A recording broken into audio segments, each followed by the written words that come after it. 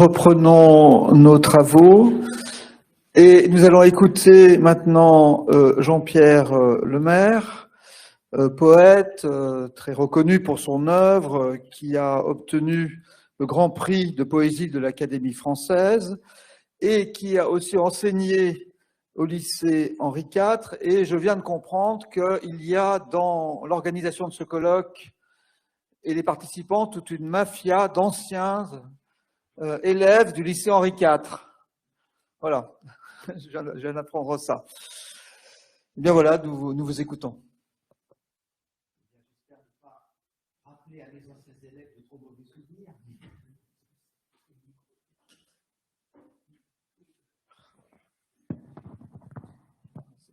Voilà, merci. Voilà, je disais donc que j'espère ne pas rappeler à mes anciens élèves de trop mauvais souvenirs avec cet exposé. En tout cas, je les remercie d'être là. Je remercie Lucli et Source Chrétienne de m'accueillir et en particulier l'une de ses anciennes élèves, donc Laurence Mellerin, voilà, que je suis très heureux de retrouver à cette occasion. C'est du mot âme en poésie que je voudrais vous parler, en poésie contemporaine plus particulièrement. Et en évoquant ce mot, âme, on pense aussitôt à Verlaine, bien sûr. Verlaine, qui en a fait un large usage, il faut souligner non seulement après sa conversion, à partir de sagesse, mais bien avant. Or, ce mot âme, eh bien, il a presque disparu de la poésie contemporaine, sauf chez quelques poètes croyants, que nous évoquerons à la fin. Et on peut s'interroger sur les raisons de cette éclipse. Alors, il y a bien sûr des raisons qui valent pour l'ensemble de la culture actuelle, qui ont été évoquées, je pense, dans les jours précédents. Mais dans le domaine poétique, cette éclipse, elle tient peut-être d'abord à une caractéristique de la poésie contemporaine, on peut la faire remonter à Baudelaire, qui est le primat de la sensation. Ce primat de la sensation, bon, on peut le faire remonter au romantisme avec le souci de la couleur locale. Vous vous souvenez du conseil de Sainte-Beuve, ne dites pas un lac mélancolique, dites un lac bleu. Et du coup, l'âme, en tout cas quand elle est opposée au corps, c'est-à-dire sans ancrage dans le monde sensible, paraît désuète. Elle paraît peut-être désuète déjà par la sonorité du mot qui la désigne, une sonorité un peu alanguie, et bien sûr, son contenu paraît aussi évanescent que le mot qui la désigne. Alors, il y a une période, je dirais, qu'il a complètement bannie de son vocabulaire, c'est la période des années 70, où régnait en poésie le textualisme, comme on disait. Donc, il régnait sans partage dans les années 70-80. Et ce textualisme, il était sous-tendu par un matérialisme de la lettre. Et donc, il était particulièrement défavorable au mot âme et à la notion. Alors, les choses ont commencé à changer au tournant des années 80, avec le retour d'un certain lyrisme. Et de la possibilité à nouveau reconnue du chant. Alors, ces nouvelles conditions ont créé un climat qui était plus propice donc à la résurgence de la notion d'âme. En effet, qui dit chant, dit souffle. Et vous savez que l'un des mots latins qui correspondent à cette notion de souffle vital, dont on nous a parlé ce matin, notamment donc en évoquant François Tcheng, c'est le mot anima. Et comme vous le savez bien sûr, ce mot anima est l'origine étymologique du mot âme. Alors, allant de pair avec cette réhabilitation du lyrisme, quoiqu'elle ne l'ait pas toujours accompagnée, on a assisté à une timide réouverture de la poésie à la dimension transcendante ou sacrée, pourrait-on dire, du réel, y compris chez des poètes agnostiques, comme Bonnefoy ou Jacotet. Alors bien sûr, tous les deux refusent toute affirmation dogmatique, quant à l'existence d'un principe spirituel. Mais les deux ancrent volontiers leur méditation dans des lieux religieux. Par exemple, les tombeaux de Ravenne, pour bonne foi, ou la maison de Valsainte, qui a été un ancien édifice religieux. Et puis, bien sûr, le dernier livre de Jacotet, intitulé donc « La clarté Notre-Dame », et qui part donc d'un son de cloche entendu à Vêpres dans la campagne de Grignan.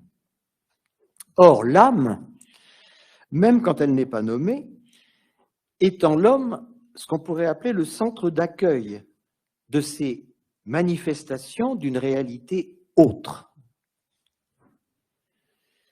Et quand la transcendance acquiert un statut personnel, l'âme pourra même devenir, dans la poésie contemporaine, son interlocutrice. Alors, il est un domaine, en tout cas, ou des circonstances, où l'âme a une place reconnue. C'est lorsque le poète veut entrer en dialogue avec l'au-delà, ou sans forcément croire à l'existence d'un autre monde, lorsqu'il évoque la personne aimée passée de l'autre côté. Ainsi, Michel Collot, donc, qui est un poète et un critique que vous connaissez sans doute, dans le livre tout récent qu'il a consacré donc à son épouse défunte, Un tombeau pour Sylvie. Voilà. Je vous lis un passage où le mot âme apparaît alors que Michel Collot est résolument agnostique. Relisant ton journal, tes lettres, tes poèmes, j'ai le sentiment d'épouser les gestes de ta main sur le papier, d'éprouver le moindre soubresaut de ta conscience, de suivre le cheminement de ta pensée, le mouvement de ton existence. Je retrouve dans tes mots la profondeur du temps, de l'espace et du cœur. Tu devrais te reposer, économiser tes forces, lui dis-je. Tu n'as pas froid aux pieds? Non, répond-elle d'un air absent. J'ai peur qu'elle ne s'évanouisse en fumée tout à coup.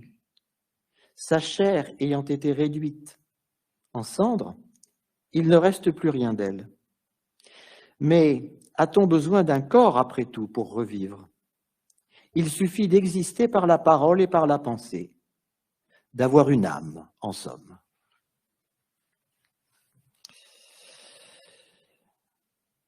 Le mot apparaît aussi dans la prière que Baudelaire adresse aux défunts qui lui sont chers, à la fin du poème en prose, à 1h du matin.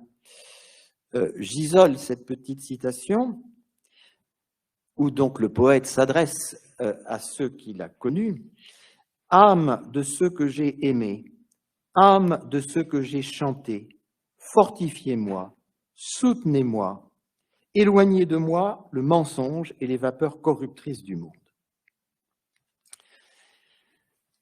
Et il est un poète chez qui le dialogue avec l'au-delà et les occurrences du mot « âme » ne sont pas limitées à cette période précise du deuil, ni d'ailleurs à un recueil particulier, c'est Supervielle. Vous savez que Supervielle a perdu ses parents quand il avait 8 mois, et il restera toujours en lien avec ce monde des défunts auquel il donne d'ailleurs souvent la parole.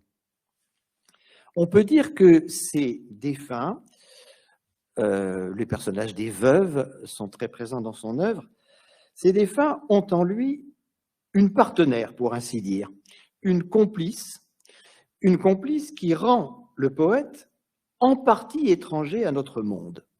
Et cette complice, c'est l'âme. Je vous lis donc dans Les Amis inconnus un passage où il est question d'elle. Le monde est plein de voix qui perdirent visage et tournent nuit et jour pour en demander un. Je leur dis, parlez-moi de façon familière, car c'est moi le moins sûr de la grande assemblée. N'allez pas comparer notre sort et le vôtre, me répond une voix. Je m'appelais un tel, je ne sais plus mon nom, je n'ai plus de cervelle et ne puis disposer que de celle des autres. Laissez-moi m'appuyer un peu sur vos pensées. C'est beaucoup d'approcher une oreille vivante pour quelqu'un comme moi qui ne suis presque plus. Croyez ce que j'en dis? Je ne suis plus qu'un mort. Je veux dire quelqu'un qui pèse ses paroles. Et il arrive à l'âme de prendre elle-même la parole. Et c'est à ce moment-là, pour exprimer avec un humour plaintif son décalage par rapport au corps et son trouble dans la condition incarnée qui est la sienne. Voilà, vous allez entendre ce que dit l'âme. Je suis une âme qui parle. Écoutez de votre mieux. J'avais honte de mon corps, qui se présentait partout avec moi, m'enveloppant de sa chair à vêtements. Je le trouvais si grossier avec les os et le sang, que souvent je l'ai maudit sur la mer et sur la terre. Je songeais à le noyer dans le fond de la rivière, et maintenant me voici agenouillé sans genoux sur le sol où il s'allonge. Je comprends qu'il ne me reste que ses souvenirs à lui, qui viennent angoissés de mon absence de tête, à mon absence de pied, comme une triste marée qui se ferait dans la mer. Je suis un oiseau dans l'air, ne sachant où se poser. On m'a coupé mon seul arbre. Le sol lui-même est fuyant. Ah, quel est donc ce pays où jamais l'on ne répond, où l'on ne sait écouter une voix persuasive? Vous voyez que la cohabitation de l'âme et du corps est toujours délicate chez Supervielle. Et elle est d'ailleurs mise en scène dans d'autres circonstances de la vie que le deuil, qui n'ont parfois rien à voir avec elle, mais c'est toujours pour évoquer une expérience d'étrangeté par rapport à soi-même. Dans le désir amoureux, par exemple. Donc, un extrait du poème intitulé « Le désir ». Quand les yeux du désir, plus sévères qu'un juge, vous disent d'approcher, que l'âme demeure effrayée par le corps aveugle qui la repousse et s'en va tout seul, hors de ses draps comme un frère somnambule, quand le sang coule plus sombre de ces secrètes montagnes, que le corps jusqu'aux cheveux n'est qu'une grande main inhumaine, tâtonnante même en plein jour. Mais il est un autre corps, voici l'autre somnambule. Ce sont deux têtes qui bourdonnent maintenant et se rapprochent. Des torses nus sans mémoire cherchent à se comprendre dans l'ombre. Et la muette de soi s'exprime par la plus grande douceur. Jusqu'au moment où les êtres sont déposés interdits sur des rivages différents. Alors, l'âme se retrouve dans le corps sans savoir comment, et il s'éloigne réconcilié en se demandant des nouvelles. Au fond, d'ailleurs, l'âme, chez Supervielle, est là surtout pour nous rappeler par contraste le bonheur irremplaçable de la vie terrestre, le bonheur du monde sensible, le bonheur de toucher, comme dit le poète, les objets si beaux à force d'être à portée de la main.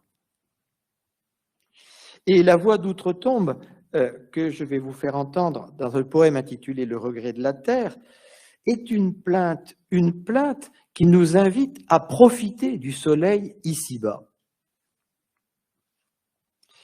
et non pas une fascination pour l'au-delà.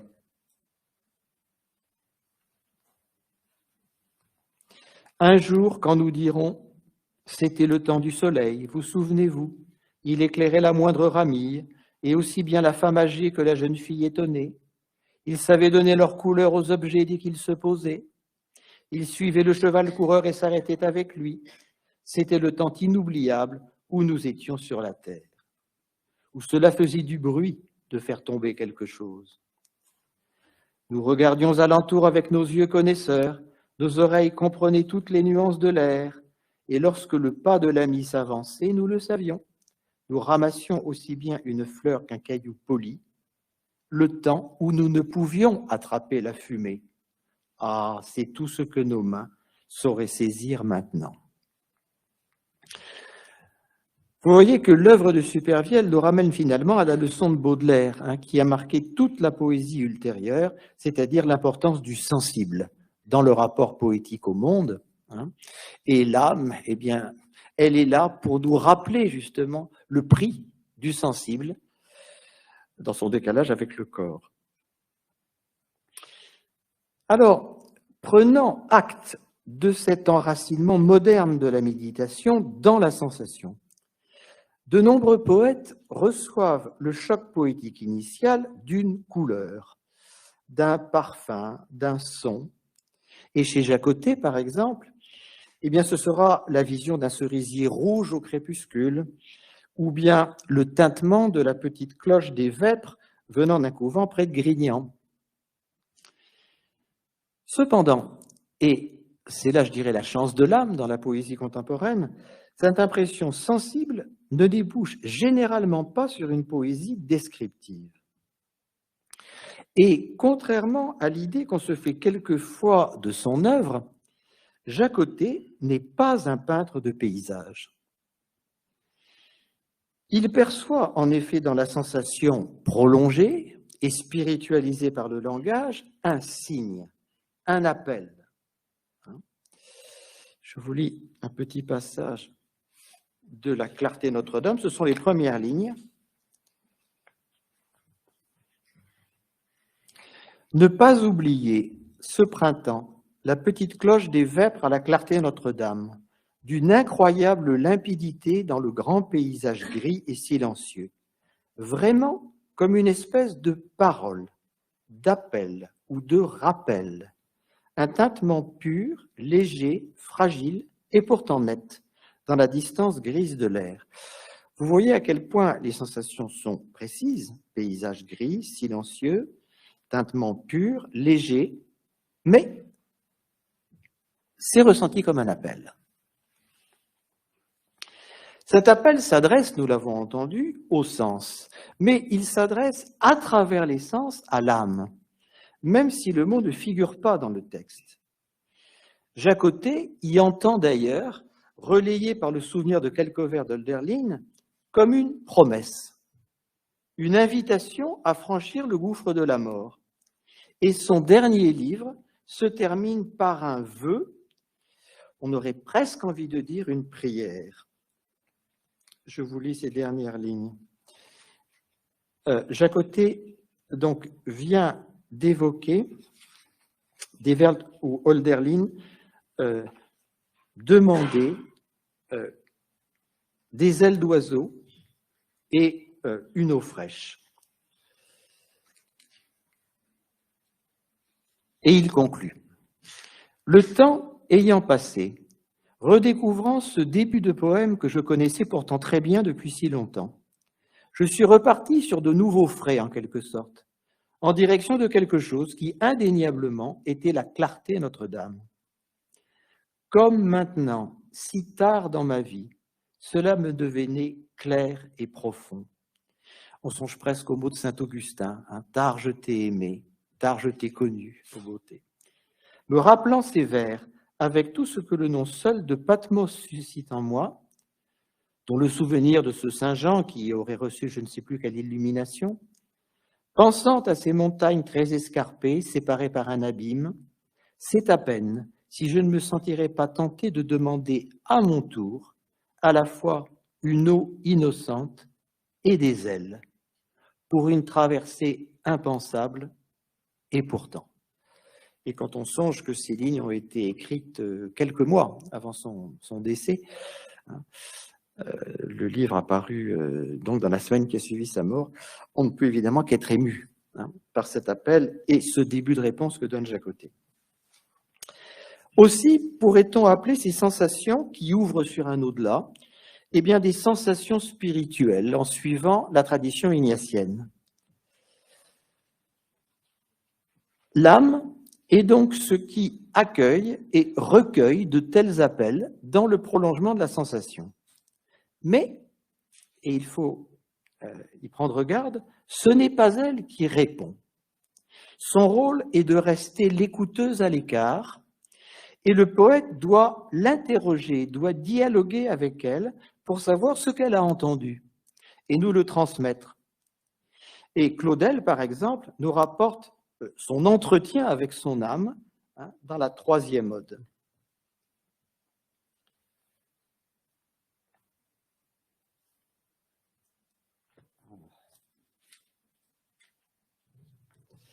Et j'essaie de parler à mon âme. Ô mon âme, tous ces pays que nous avons vus, et tous ces gens et les mers combien de fois traversés. Et elle est comme quelqu'un qui sait et qui préfère ne pas répondre.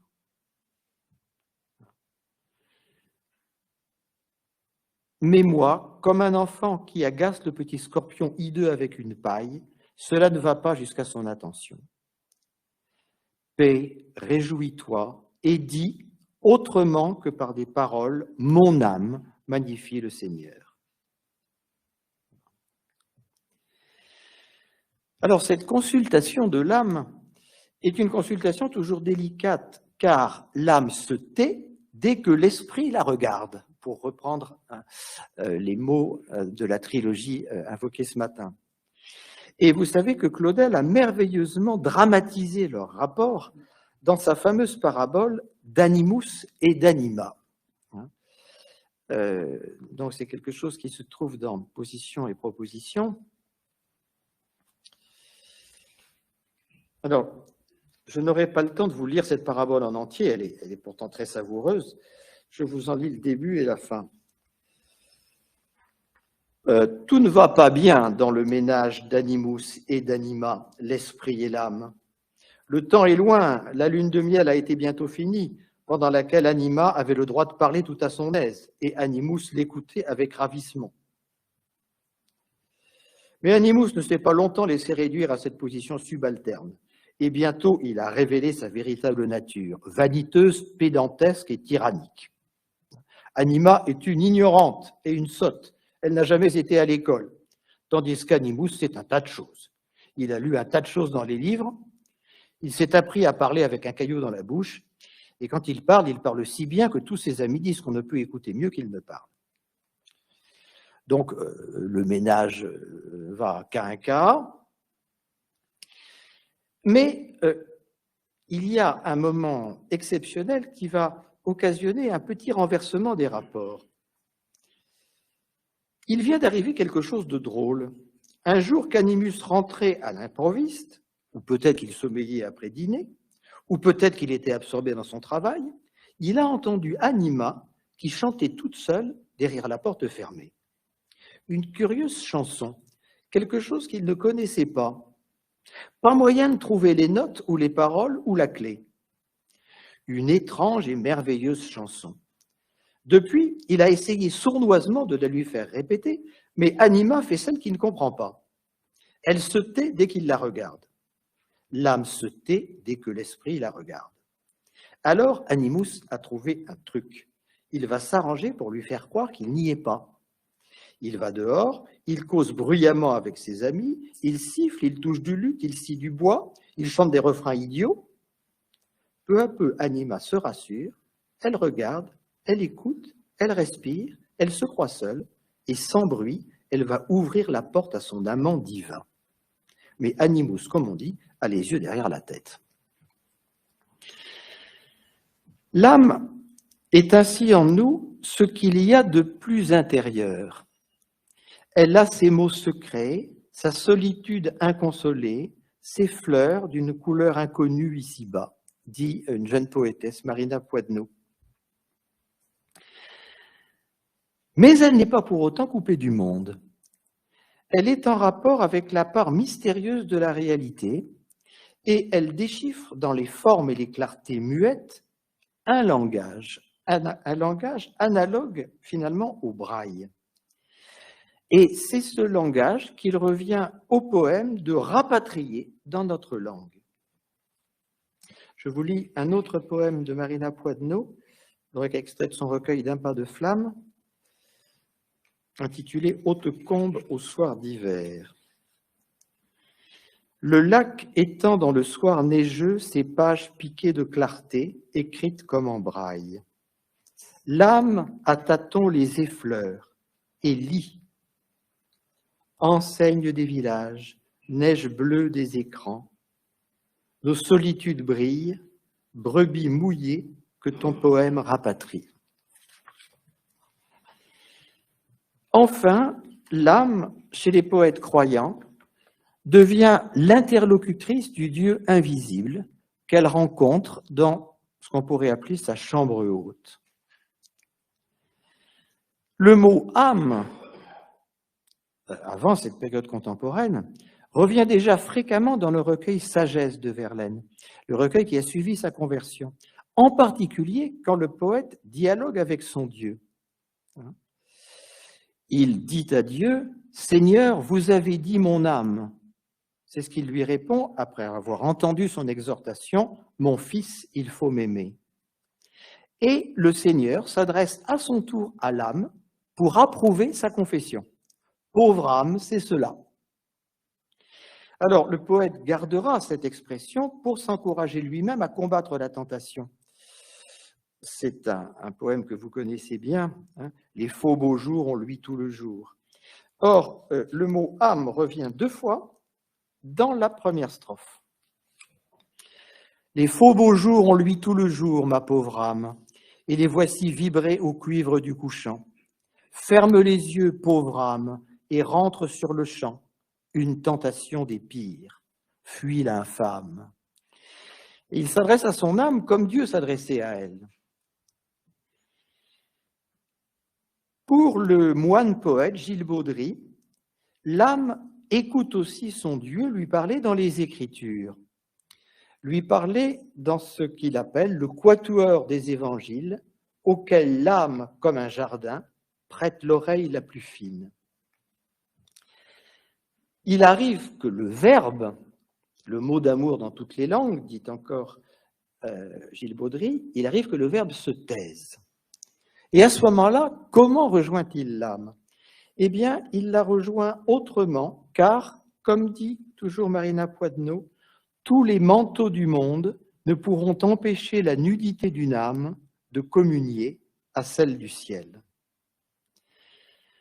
Comment s'exprime leur communion? Eh bien, par un murmure, comme une sorte de source au fond d'un puits, une eau qu'on écoute couler derrière ses yeux clos. Tes larmes parlent cette langue. Donc, une langue silencieuse, transcrite dans les mots murmurés du poème. Donc, on pourrait dire que dans la poésie contemporaine, bien plus finalement qu'au temps du romantisme, l'âme reste secrète. Et elle reste d'autant plus secrète qu'elle est rarement nommée. Mais elle n'est pas isolée. Elle est en rapport avec Dieu, donc chez les poètes croyants. Elle est aussi reliée au monde sensible par le canal de ce que nous avons appelé la sensation spirituelle. Et elle est bien sûr inséparable du corps dans l'exercice poétique, qui est toujours un exercice incarné, hein, même donc si elle vit parfois leur coexistence, hein, celle de l'âme et du corps, avec un malaise, comme chez Supervielle. Leur conjonction est quelquefois un désaccord. Mais ça n'aboutit jamais jusqu'à la séparation. Donc il y a dualité, oui, mais leur dualité n'est pas un dualisme. Et cette dualité se révèle finalement féconde en poésie pour exprimer les tensions et les paradoxes de notre condition incarnée. L'âme, c'est une expression qui a été employée donc, tout à l'heure. L'âme est donc médiatrice entre l'univers physique et l'univers invisible. Et du coup, elle n'apparaît plus comme une entité séparée. Et la pratique poétique surmonte en acte